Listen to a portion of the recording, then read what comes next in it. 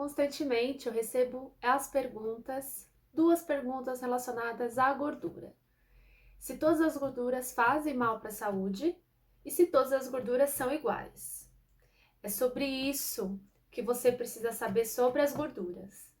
Não, elas não são todas iguais. Existem sim gorduras boas e gorduras ruins e nem todas fazem mal para a saúde. Então, no vídeo de hoje é sobre as gorduras que você vai aprender. Então, fica comigo até o final. Eu sou a Carol, a sua Nutri. E quando se trata de emagrecimento, porque nesse canal o que mais tem é sobre isso, saber exatamente quais gorduras incluir na rotina alimentar, quais gorduras consumir com mais frequência e, principalmente, as que precisam ser evitadas é importantíssimo. Então, vai ser bastante esclarecido como essas gorduras, as boas e as ruins, devem ser aplicadas no dia a dia, tá? Então, o primeiro passo, né, o primeiro ponto que eu quero trazer para você começar a entender desse mundo de gordura é quais as funções da gordura. Óbvio, eu fiz bastante colo aqui porque tem muita informação sobre gordura e para eu não deixar de falar absolutamente nada, eu vou dar uma olhadinha aqui de vez em quando para ver se eu coloquei todos os pontos aqui para você, tá? Então, quais as funções da gordura? Você já parou para pensar? Você já pesquisou no Google assim, o que a gordura faz no nosso corpo? Primeira coisa que você precisa entender sobre gordura é que tem funções que elas vão exercer independente se elas são boas ou ruins, tá? Independente se é uma gordura que faz mal para a saúde ou não, elas vão exercer a mesma função. Função é diferente de benefício, tá bom? Então, quais as funções da gordura? Então, ela vai ser importantíssimo para a gente de fornecimento de energia, fornecimento e armazenamento de energia. Ela serve também como isolamento térmico para o nosso organismo. Elas ajudam na absorção de vitaminas lipossolúveis. Então, existem vitaminas A, A, D, E e K, que essas 4 vitaminas, elas precisam estar no meio oleoso para elas conseguirem entrar no intestino e absorver. Então, a gordura, ela vai ser importantíssimo, repito, para essas vitaminas aumentar a biodisponibilidade dessas vitaminas. Só uma observação.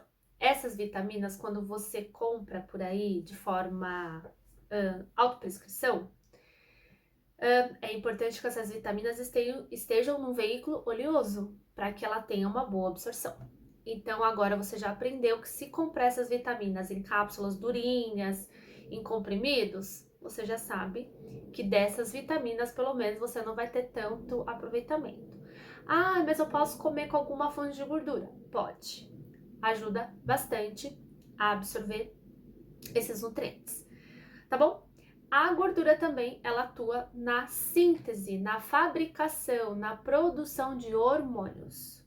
E também ela vai exercer uma função importante relacionada ao emagrecimento, que é a saciedade. De forma mais específica, as gorduras boas, calma, porque eu vou falar melhor de cada uma, mas as gorduras boas, elas vão ter um benefício, então além dessas funções que eu falei, elas vão agregar um benefício e melhora do perfil lipídico. O que é perfil lipídico? Melhora de colesterol total, melhora de LDL, melhora de triglicérides, tá? Então, as gorduras boas vão atuar nesse perfil lipídico, fazendo com que os níveis fiquem mais baixos e aumente o meu HDL, que é o colesterol bom, né? Mais conhecido como colesterol bom. E aí, eu vou lançar uma pergunta para você. A gordura pode ajudar no emagrecimento? Eu já dei uma dica. Então, ela pode sim ser uma grande aliada no nosso processo de perda de peso, no processo de emagrecimento. Como eu já falei, ela melhora muito a saciedade, então ela me ajuda em um processo de emagrecimento, onde há um déficit calórico, a fazer com que a pessoa sinta menos fome. Outro ponto também que eu já falei é que ela melhora a absorção, ela ajuda na absorção de algumas vitaminas, as lipossolúveis.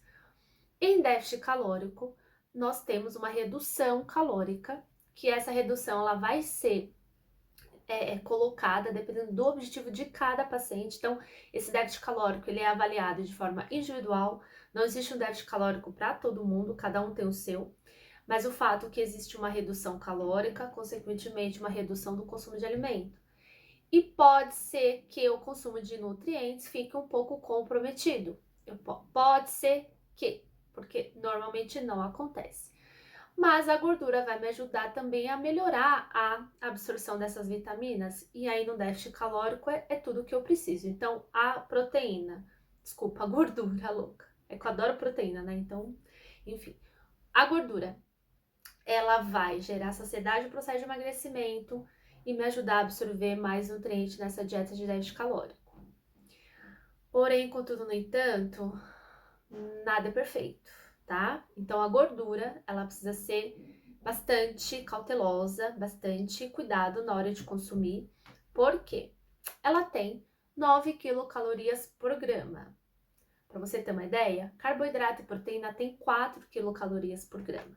Então gordura tem mais que o dobro. Então ela é muito calórica. Então, ao passo que ela dá saciedade, ela é calórica. Então precisa chegar num meio termo para que não fique um plano alimentar rico em gordura e que você não fique em déficit calórico. Deu para entender? Então ela pode ajudar, sim, mas você precisa saber o quanto consumir da gordura. E claro, nesse aspecto de emagrecimento, o que vai prevalecer e até para melhorar quadro de saúde ou para manter o bom quadro de saúde, o mais importante é que você consuma as gorduras boas. Vamos começar agora a entender de fato o que é gordura boa, o que é gordura ruim, tá? Então, primeiro eu vou falar das gorduras boas e quais os benefícios para a nossa saúde. Então, a partir da gordura boa, nós temos a gordura insaturada, que divide em dois grupos, as monoinsaturadas e as poliinsaturadas. As monoinsaturadas, elas vão ter um perfil de ajudar na saúde cardiovascular. Todas as doenças relacionadas ao coração. Então, infarto, aterosclerose, que é aquelas placas de gordura nas artérias. Pode até ter relação com um acidente vascular cerebral, porque às vezes pode ter um início no coração. Pressão arterial, tá? E também em melhorar o HDL, que é o colesterol bom, ok? E aí, onde está presente, né? Onde eu encontro essas gorduras monoinsaturadas? No azeite de oliva extra virgem, no abacate, nas oleaginosas, na semente de abóbora, na semente de girassol, no gergelim. Então, são nesses alimentos que a gente encontra as gorduras monoinsaturadas. Então, incluir no dia a dia esses alimentos, você vai ter uma prevenção na saúde cardiovascular e também no aumento do HDL. Só um parênteses, o HDL é um colesterol bom e na verdade, ele aumenta de forma mais expressiva fazendo atividade física, principalmente as aeróbicas, tá? Então, se você associa aeróbico, musculação, obviamente, e também esse perfil de gorduras boas, você vai ter um aumento de HDL. Mas só a dieta para aumentar HDL não é tão expressivo, tá? Verdade seja dita. A gente tem que saber até onde a nutrição é, até onde é o limite dela. E aí o HDL a gente vê um aumento muito mais significativo quando tem a prática de aeróbico junto, tá? Aí temos as poliinsaturadas, que tem já uma ação mais predominantemente anti-inflamatória, diminui o colesterol ruim, então a gente vê diminuição do colesterol total e diminuição do HDL, do LDL, desculpa, e dos triglicérides, tá? Então, onde a gente encontra as poliinsaturadas? Semente de linhaça, chia, semente de abóbora, também da semente de girassol, peixes gordurosos de alto mar. Então, assim, peixe de cativeiro pode ser que não tenha tanto dessa gordura, mas ainda assim tudo bem consumir, não tem problema nenhum. Mas os peixes de alto mar, como cavala, salmão e atum, são mais ricos em gordura poliinsaturadas. E as oleaginosas também. Então, alguns alimentos, eles vão ter essa dupla, né? Vão ter os dois tipos de gordura e isso é maravilhoso para o nosso corpo, porque em um alimento só você consegue ter os dois benefícios de cada gordura. E aí, a gente parte para as gorduras ruins. As que não vão ter impacto positivo, que vão ter impactos negativos na nossa saúde. Então, as gorduras ruins, elas vão ter a questão de aumentar o nosso colesterol total, aumentar o LDL, aumentar o triglicérides, processo inflamatório crônico, pode levar à obesidade, excesso de peso, doenças cardiovasculares, infarto, aterosclerose. Então, tudo que eu falei que as boas evitam, as ruins, elas vão aumentar o risco. Então, por exemplo, se você geneticamente já tem as doenças cardiovasculares aí, né, os genes para elas. Se você também tem uma produção exagerada de colesterol de forma genética, se você consumir gorduras ruins de forma exagerada, você está aumentando mais ainda essa carga genética e essa predominância individual. Então, você precisa ter muito cuidado, tá? Então, das gorduras ruins, a gente tem dois tipos. A saturada, que a gente encontra em carnes, mais predominante na carne vermelha, pouquíssima coisa nos ovos, tá? Nos embutidos, então linguiça, salsicha, salame, presunto, nesses alimentos. Nos laticínios integrais, leites e derivados, com mais gordura. Óleos vegetais hidrogenados artificialmente, óleo de coco e óleo de palma. Óleo de coco é sim uma gordura saturada, mas ela, dependendo da pessoa, ela não tem impacto negativo. Mas eu não podia deixar de tirar ela desse rol de gordura saturada, porque ela é uma gordura saturada, mas de origem vegetal. Assim como a de palma, mas a de palma realmente faz muito mal. E a de coco, ela vai ter benefícios. Eu vou deixar até falar do óleo de coco para um outro vídeo. Então aqui fica só colocado na questão da gordura saturada, tá? Aí vamos lá, gordura saturada, ela é ruim e ela deve ser evitada. A OMS preconiza, orienta, que o consumo da nossa gordura total do dia, 10% seja direcionada, até 10% seja de gordura saturada, tá? Você não precisa chegar a esses 10%, mas até 10% você ainda tá com com o impacto minimizado dessas gorduras ruins. Tudo bem? Vou repetir, não é porque a OMS preconiza que até 10 pode ser consumido que você tem que consumir, ok? Não precisa, porque essas gorduras, se você tem as boas presentes no seu dia a dia, as ruins não vão fazer diferença. Ai, mas carne vermelha não faz falta porque tem ferro, tem isso. Sim, mas uma coisa é você comer a carne vermelha, que é um alimento natural, você comprou no açougue bonitinha, lindinha ali, do que comer um embutido. Então, né, comer ovo, por exemplo, ou comer um laticínio integral. Então, dentro da gordura saturada, você ainda consegue ter as melhores no seu dia a dia, que aí sim ainda vão agregar benefício. Por exemplo, a carne vermelha é um alimento rico em ferro. Por que não mantê-la de uma forma mais organizada, disciplinada, equilibrada com as outras proteínas para você também ter um ferro interessante desse alimento? Entendeu? Mas é importante que você entenda que da saturada você tem que consumir pouco, você tem que consumir menos, sim. Aí a gente vem para uma que misericórdia, que é a trans, né? Você já ouviu falar, com certeza. E a gordura trans, ela é formada a partir de óleos que passam por um processo de hidrogenação através da indústria. Então, é uma gordura extremamente artificial. E ela vai estar presente onde? Em praticamente todos os alimentos industrializados. Então, vai estar na margarina, no biscoito, recheado, doce, salgado, não importa. Nos sorvetes, nos salgadinhos. E aí, esse tipo de gordura vai ter uma incidência muito significativa no aumento do teu colesterol, no aumento do LDL, acaba com o teu HDL, que é o bom, sobe demais os teus triglicéridos, aumenta o processo inflamatório, aumenta a chance de ganho de peso, de obesidade, síndrome metabólica, diabetes. Aí você entra num ciclo de doenças que não tem fim, tá? Então a trans, ela é aquela gordura que dá crocância, que dá sabor, que deixa o alimento gostoso. E essa é a característica de praticamente todo produto industrializado. Ai, Nutri, mas está escrito no rótulo que é sem gordura trans. Mentira. É mentira. leia os ingredientes que você vai ver a bichinha ali escrita. O que a nossa rotulagem permite, a coisa linda. Que você não precisa discriminar na tabela nutricional que tem gordura trans até uma determinada quantidade. Então não é que não tem. Tem, só não precisa ser colocada ali porque não atingiu a quantidade certa para ser informada, entendeu? Ah, outra coisa, não tem gordura trans na porção sugerida, mas se você comer lá 2 bolachas recheadas, que é a porção de 30 gramas, você de fato pode ser que não consuma uma quantidade insignificativa de gordura trans. Mas se você comer o pacote todo, você vai ter consumido muita gordura trans, entende? Então, no fim, gente, não tem que comer, entendeu? A alimentação natural da feira, linda, maravilhosa, não tem gordura trans, tá?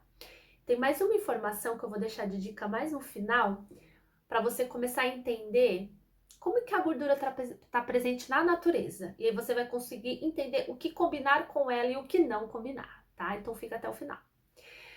Deu para entender que saturado em gordura trans você tem que fingir de besta e deixar longe. E colocar as saturadas, tipo de uma carne vermelha, de um ovo, que é muito pouco, pelo amor de santo Deus, o ovo é maravilhoso, o ovo tem que comer todo dia, tá?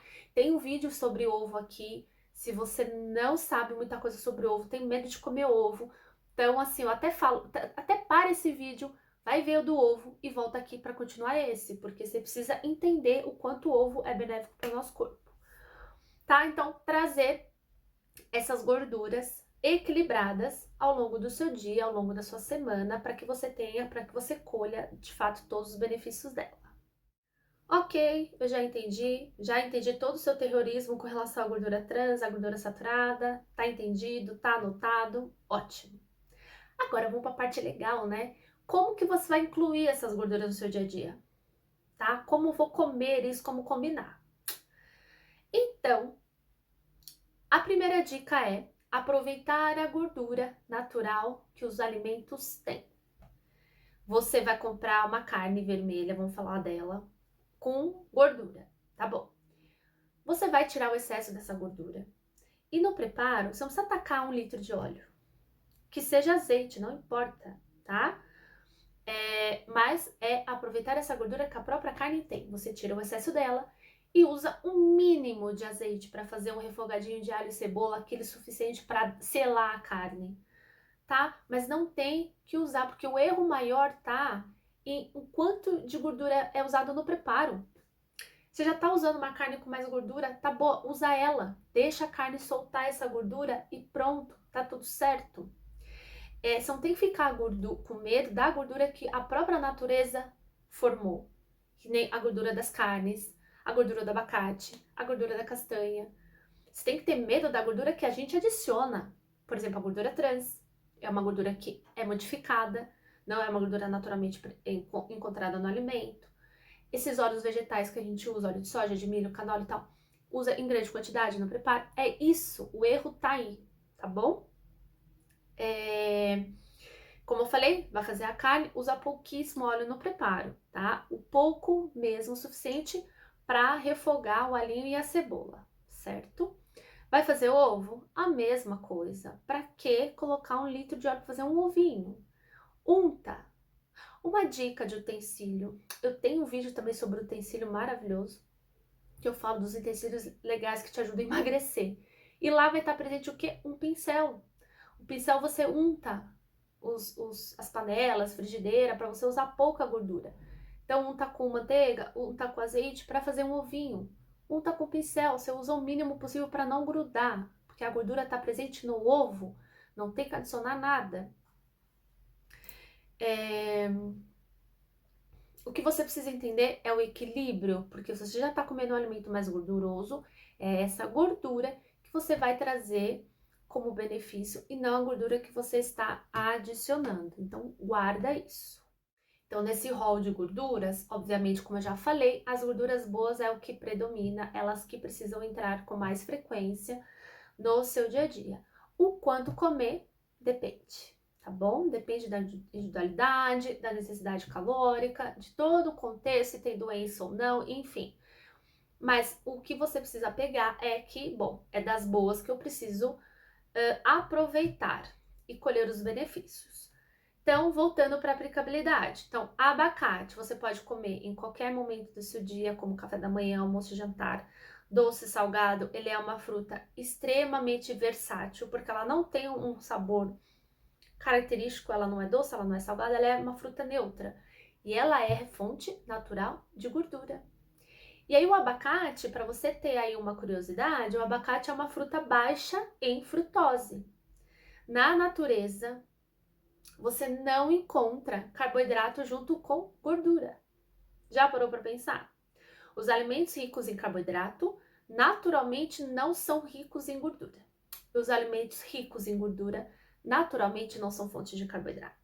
Então, a partir dessa ideia, você já começa a entender que se tem esses dois ao mesmo tempo num produto, quem fez? Fomos nós. Foi o homem que modificou os alimentos para aumentar sabor e palatabilidade, porque carboidrato e gordura são as coisas que mais dão prazer na vida para algumas pessoas, né? Então, entenda, abacate, coco são duas frutas baixíssimas em carboidrato e ricas em gordura. Ok? Se você pega uma banana, a banana tem muita frutose e praticamente nada de gordura, certo? Então, evite combinar principalmente as de péssima qualidade, né? Se você comer um abacate com banana, tá tudo bem, porque são alimentos naturais. Mas eu quis dar esse exemplo para você entender o quanto essa combinação de gordura com carboidrato na indústria é totalmente feita por nós, né? Não existe isso natural, naturalmente ali presente, tá bom? Então, as oleaginosas e sementes, né? Castanha, amêndoa, noz, pistache, macadâmia, semente de chia, girassol, linhaça, gergelim, elas devem fazer parte também. Elas podem ser colocadas em praticamente todas as refeições. Em salada, em iogurte, em fruta, em prato salgado, prato doce. Também tem consegue aplicar bastante, de uma forma bem versátil. Azeite de oliva extra virgem é uma gordura, acho que das boas, que praticamente a maioria consome. Não dá para exagerar, porque, como eu falei, gordura é calórica, mas também pode ser usado no preparo de algum prato, para finalizar. Usar em salada, fazer legumes, sem problema nenhum, sempre uma quantidade controlada, tá? O óleo de coco, como eu falei, ele pode ser usado em receitas, preparo de alimento, mas com a mesma parcimônia, cautela de todas as gorduras, porque só porque é óleo de coco, né? O pessoal toma roto, come a roto. E não, tem que ter cautela, tem que ter cuidado também, mas é uma gordura interessante de ser colocada para diversificar.